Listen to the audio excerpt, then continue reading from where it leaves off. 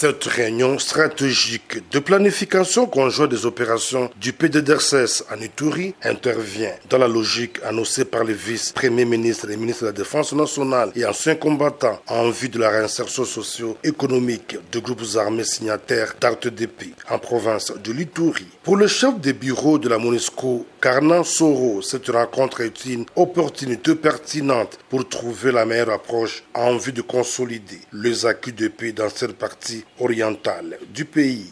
Cette opportunité qui vous est donnée ensemble en tant que technicien de réfléchir sur les angles, sur la méthodologie, sur les modes opératoires et aussi sur tous les éléments préalables, tout ce que vous devriez prendre en considération dans la mise en œuvre de ce programme.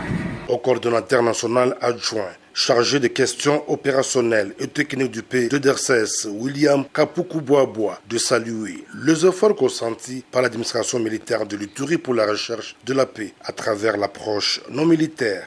Le PDDRCS souligne que cette approche stratégique qui permet à établir un lien étroit entre les efforts de paix et la stabilisation rencontre la vision du PDDRCS.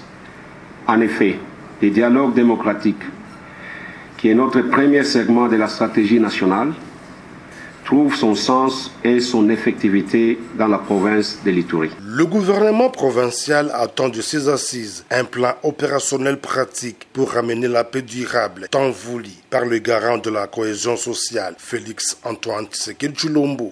Le gouvernement souhaite saisir cette opportunité pour consolider la paix en Ituri.